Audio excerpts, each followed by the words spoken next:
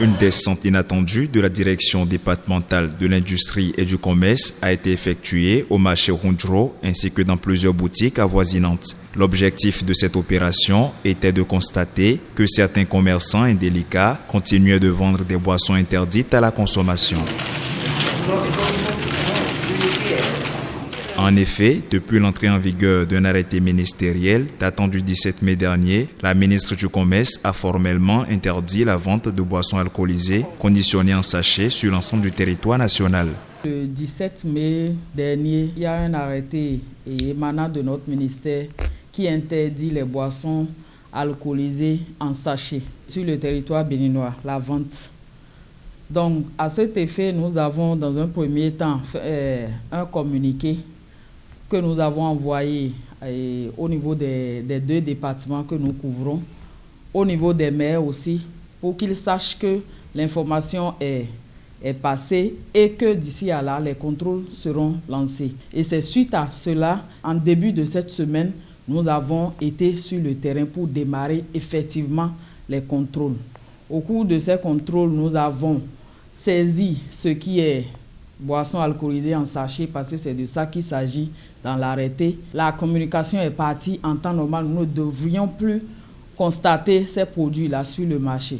Lors de cette descente, diverses boissons en sachet ont été saisies et les produits frelatés ont été confisqués par les cadres de la direction départementale de l'industrie et du commerce du Zou et des collines. Cette saisie vise à garantir le bien-être de la population locale. La bouteille de la société productrice elle-même, d'accord, et on y a mis un autre produit qu'on a voulu étiqueter SPC. Donc le bouchon aussi devait être étiqueté, le bouchon n'est pas étiqueté. Ouais, non. Donc c'est bien une boisson frelatée.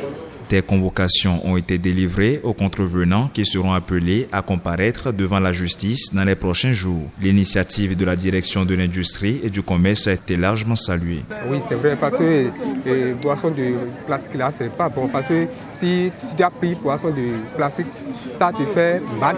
Ça va créer beaucoup de maladies pour quelqu'un.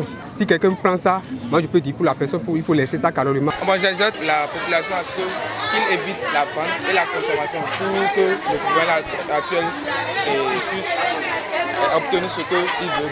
Ceux qui ont été arraisonnés la dernière fois, ils ont reçu des convocations. C'est systématique, les produits ne seront pas restitués parce que c'est interdit de commercialisation. Les produits seront gardés et envoyés après au niveau de notre ministère pour destruction.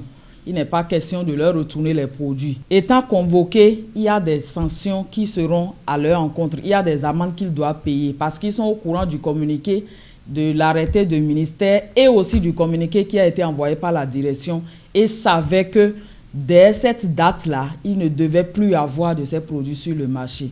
De telles descentes inopinées seront régulières, accompagnées de campagnes de sensibilisation visant à éliminer totalement ces produits des étals de nos marchés.